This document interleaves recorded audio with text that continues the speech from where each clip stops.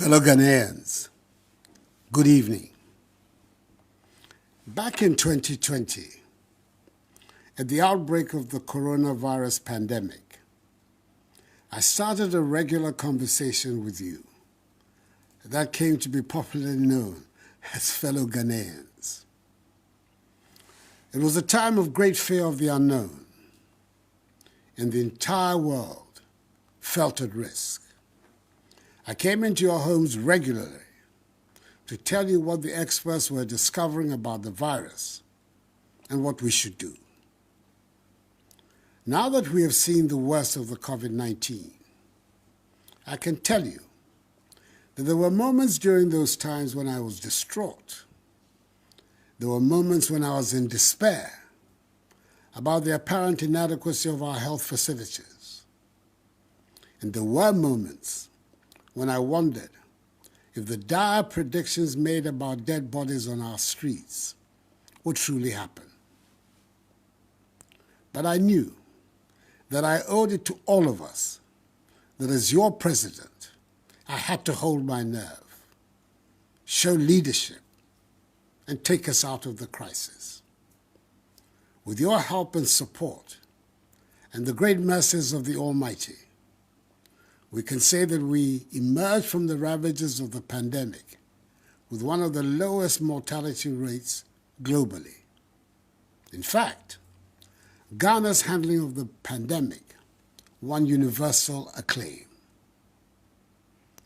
We could all see in real time the devastation that was being wreaked on economies during the pandemic. But I doubt that anyone imagined the extent of the damage. Our economy here in Ghana, like many, many others around the globe, was thrown into turmoil. When I said, at the height of the COVID pandemic, that we knew what to do to bring the economy back to life, but not how to bring people back to life, it was not said in jest. We had done it before, and we were on course to doing it again. Ghana's economy grew by a remarkable 5.4% in 2021, signifying a strong recovery from the 0.5% growth recorded the previous year in 2020 due to the COVID-19 pandemic. In fact, in the last quarter of 2021, our economy grew at 7%, only for the Russian invasion of Ukraine in the first quarter of this year to aggravate the effects of COVID-19 and plunge the global economy to even greater turmoil from which it has not yet recovered. The whole world has been taken aback by the speed with which inflation has eaten away people's incomes. Economies, big and small, have experienced over this year alone the highest rise in cost of living over a generation, the highest rise in government borrowing in over 50 years, the highest rise in inflation for 40 years, the steepest depreciation in their currencies to the US dollar over the last 30 years, the fastest peak in interest rates for over 20 years, and the greatest threat of unemployment in peacetime, with over 100 million people being pushed into extreme poverty. Between the end of 2019 and now, inflation in Ghana has increased by 5-fold, in Togo by 16-fold, by 11-fold in Senegal, and by 7-fold in Côte d'Ivoire. In truth, however, the fact that there are petrol queues in France does not make it more tolerable that the trottoir price from Kassoa to Circle has doubled in the past 1 year. Nor does it make it any more tolerable that the price of cooking oil goes up every other week. It is important to state mentioning the increases in prices worldwide is not meant to belittle the scope of suffering here, but simply to help us put things into some perspective and hopefully learn some useful lessons about how other people are coping. Fellow Ghanaians, this is why I'm back in your homes this evening, to ask for your support as we work together to get our economy back into good shape. In April, after the cabinet retreat of the first quarter, in recognizing the deteriorating macroeconomy, my government announced a 30% cut in budgeted discretionary expenditures and a 30% cut in salaries of the president, vice president, ministers, deputy ministers, MMDCs, and political office holders, amongst other measures. And since July, when the government took the difficult decision to go to the IMF to seek support, I've been speaking publicly at different fora on the subject of the economic difficulties we face, especially during my recent tours, so far, of 9 regions, and interacting directly with you, the Ghanaian people. It is also true that many of you have felt the need for me to come back to the fellow Ghanaians format that brings us all together. For us in Ghana, our reality is that our economy is in great difficulty. The budget drawn for the 2022 fiscal year, that is this year, has been thrown out of gear, disrupting our balance of payments and debt sustainability, and further exposing the structural weaknesses of our economy. We are in a crisis. I do not exaggerate when I say so. I cannot find an example in history when so many malevolent forces have come together at the same time.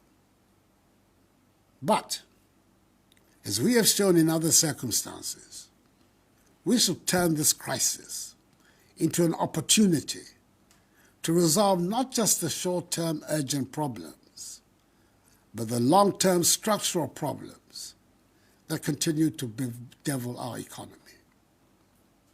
I urge us all to see the decision to go to the International Monetary Fund in this light. We have gone to the fund to repair in the short term our public finances and restore our balance of payments, whilst we continue to work on the medium to long-term structural changes that are at the heart of our goal of constructing a resilient, robust Ghanaian economy and building a Ghana beyond aid. I'm able to report to you, my fellow Ghanaians, that the negotiations to secure a strong IMF program, which will support the implementation of our post-COVID-19 program for economic growth, and additional funding to support the 2023 budget and development program, are at advanced stages and are going well. We're determined to secure these arrangements quickly to bring back confidence and relief to Ghanaians. We're working towards reaching a deal with the IMF by the end of the year. This will give further credence to the measures government is taking to stabilize and grow the economy, as well as shore up our currency. I know that the increasing cost of living is the #1 concern for all of us. It is driven by fast escalating fuel prices at the pumps, which is caused by high crude oil prices on the world market and our depreciated currency. I know that this is putting intolerable pressure on families and businesses. I know that people are being driven to make choices they should not have to make. And I know that it has led to the devaluation of capital of traders and painfully accumulated savings. Furthermore, government is working to secure reliable and regular sources of affordable petroleum products for the Ghanaian market. It is expected that this arrangement, when successful, coupled with a stable currency, will halt the escalation of fuel prices and bring relief to us all. I hear from the market queens also that another factor fueling the high prices is the high margins that some traders are slapping on goods for fear of future higher costs. I say to our traders, we are all in this together. Please, let us be measured in the margins we seek. I have great respect and admiration for the ingenuity and hard work of our traders, especially those that take on the distribution of foodstuffs around the country. And I would hesitate to join in calling them names. I do make a heartfelt appeal that we all keep an eye out for the greater good and not try to make the utmost profits out of the current difficulties. In language that every market woman and indeed every trader in our country understands, let me say that the basic problem we face is that we're not making as much money as we need to spend. And what little money we do make is going to pay for the debts we have contracted to fund the development projects we must have. Not enough of us are paying our taxes. Not enough of us are producing to generate the revenues that we need. Nevertheless, my ambitions for Ghana remain high. All our children should be educated and trained with skills that will enable us to be competitive in the world. We need to close rapidly the infrastructure gap. We need to build a world-class healthcare system. And we need to build confidence in ourselves to make ours the happy and prosperous place it deserves to be. I believe we can and we will find the means to achieve these goals, even if the immediate measures we have to take are painful. At the just-ended cabinet retreat at Peduasi Lodge, my government agreed on the framework for the post-COVID-19 program for economic growth and the IMF support for its implementation, as well as the work being done by the Ministry of Finance in preparation for the 2023 budget. At the retreat, we took some firm decisions that should put us on the path that will take our nation out of the current economic difficulties. Let me try and give you an outline of the main decisions without getting into the technical language that baffles many of us. To restore and sustain debt sustainability, we plan to reduce our total public debt to GDP ratio to some 55% in present value terms by 2028, with the servicing of our external debt pegged at not more than 18% of our annual revenue also by 2028. We're committed to improving the revenue collection effort from the current tax revenue to GDP ratio of 13% to between 18 and 20% to be competitive with our peers in the West African region. The Ghana Revenue Authority is rolling out an extensive set of measures to support the enhanced revenue mobilization. All of us must do our patriotic duty and support the GRA in this exercise. We're aiming to restore and sustain macroeconomic stability within the next 3 to 6 years, with a focus on ensuring debt sustainability to promote durable and inclusive growth while protecting the poor. We've decided to review the reforms in the energy sector, the capping of statutory funds, implementation of the Exemptions Act, and a new property rate regime.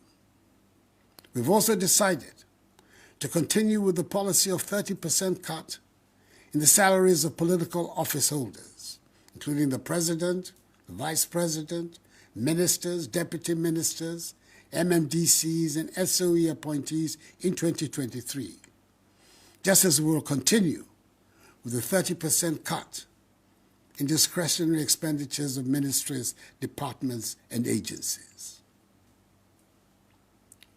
My fellow Ghanaians, the success of our efforts at diversifying the structure of the Ghanaian economy from an import-based one to a value-added exporting one is what will, in the long term, help strengthen our economy. We're making some progress with the 1D1F, but our current situation requires that we take some more stringent measures to discourage the importation of goods that we can and do produce here. To this end, we will review the standards required for imports into the country. We will prioritize the imports, as well as review the management of our foreign exchange reserves in relation to imports of products such as rice, poultry, vegetable oil, toothpicks, pasta, fruit juice, bottled water, and ceramic tiles, and others, which with intensified government support and that of the banking sector, can be manufactured and produced in sufficient quantities in Ghana. Government will in May 2023, that is 6 months from now, review the situation. We must, as a matter of urgent national security, reduce our dependence on imported goods and enhance our self-reliance, as demanded by our overarching goal of creating a Ghana beyond aid. Much as we believe in free trade, we must work to ensure that the majority of goods in our shops and marketplaces are those we produce and grow here in Ghana. That is why we have to support our farmers and domestic industries, including those created under the 1D1F initiative, to help reduce our dependence on imports and allow us the opportunity to export more and more of our products and guarantee a stable currency that will present a high level of predictability for citizens and the business community. Exports, not imports, must be our mantra. Accra, after all, hosts the headquarters of the Secretariat of the African Continental Free Trade Area. Fellow Ghanaians, as the French would say, l'argent n'aime pas le bruit. To wit, money does not like noise. Sika mpe dede. Where there's chaos, where there's noise, where there's unrest, you will not find money. If you talk down your money, it will go down. If you allow some unidentifiable person to talk down your money, it will go down. The recent turbulence on the financial markets was caused by low inflows of foreign exchange and was made worse in the last 2 to 3 weeks, in particular, by the activities of speculators and the black market. An anonymous 2-minute audio message on a WhatsApp platform predicting a so-called haircut on government bonds sent all of us into banks and forex bureaus to dump our CDs, and before we knew it, the CD had depreciated even further. All of us, can play a part in helping to strengthen the cedi by having confidence in the currency and avoiding speculation. Let us keep our cedi as the good store of value it is. To those who make it a habit of publishing falsehoods which result in panic in the system, I say to them that the relevant state agencies will act against such persons. Indeed, some steps have been taken to restore order in the foreign exchange markets, and we're already beginning to see some calm returning.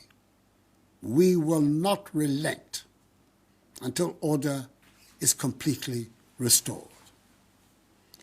The following actions have been taken thus far. 1. Enhanced supervisory action by the Bank of Ghana in the Forex Bureau markets and the black market to flush out illegal operators, as well as ensuring that those permitted to operate legally abide by the market rules. Already, some Forex bureaus have had their licenses revoked, and this exercise will continue until complete order is restored in the sector. 2. Fresh inflows of dollars are providing liquidity to the foreign exchange market and addressing the pipeline demand. 3. The Bank of Ghana has given its full commitment to the commercial banks to provide liquidity to ensure the wheels of the economy continue to run in a stabilized manner till the IMF program kicks in and the financing assurances expected from other partners also come in. 4. Government is working with the Bank of Ghana and the oil producing and mining companies to introduce a new legal and regulatory framework to ensure that all foreign exchange and from operations in Ghana are initially paid to banks domiciled in Ghana to help boost the domestic foreign exchange market. And 5, the Bank of Ghana will continue and enhance its gold purchase program. I'm confident that these immediate measures, designed to change the structure of our balance of payment flows, sanitize the foreign exchange market to ensure that the banks and Forex Bureau operate along international best practices, together with strengthened supervision, will go a long way to sanitize our foreign exchange market and make it more resilient against external vulnerabilities going forward.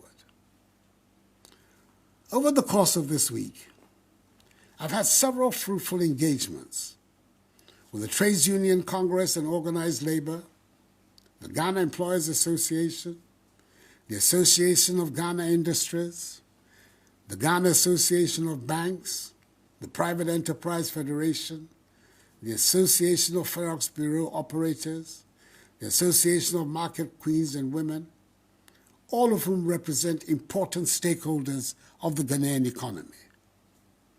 They expressed their concerns and proposed solutions on how best to solve our problems.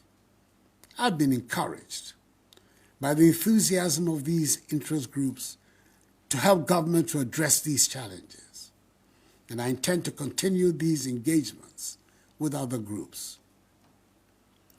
I also want to assure all Ghanaians that no individual or institutional investor, including pension funds, in government treasury bills or instruments, will lose their money as a result of our ongoing IMF negotiations.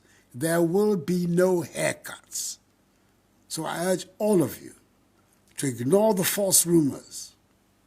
Just as in the banking sector cleanup, government ensured that the 4.6 million depositors affected by the exercise did not lose their deposits. And you minim sɛ asnat asetena mu ayɛ den. Nanso mo bi ampa aba. Mo nkɔ so nya gyidie wɔ aban no mu. Nhyehyɛe a Itumi ma free SHS, any one district, one factory, ebemuno. Isheshea, a boama, itumi pam corona, yari ni free or manimu. Sanso na mabai, tutu nyema ye, samre, ema ahoto, aba omaemu. Na minim se, jidie no, womimu no, echrese, kono, unyankopon neko. Ayeme, lake ni biyewa, si nyeka shegbe nye ya no, ni nye na himo, ke yeli ake, bejiano to, ni hani free SHS bamiye. Bejiano to, ni hani this one district, one factory bamiye. Bejiano to, ni hani wanye washwe corona hila keshi wa maane miye. Na kano ni miyam lalo, bato bejiano to, koni hijole abami. Ejake miye himo, ke yeli ake, ta nyumotani. My government has always been cognizant of the importance of implementing policies and social interventions to relieve Ghanaians of hardships. It is for this reason that over the first 5 years in office, the government reduced electricity tariffs cumulatively by 10.9%. We provided free water and electricity, as well as reduced tariffs for the entire population during a whole year of the COVID-19 pandemic. We increased the share of the District Assembly's Common Fund to persons with disabilities by 50%. We exempted Kayaye from market tolls. We expanded the LEAP by 150,000 beneficiaries.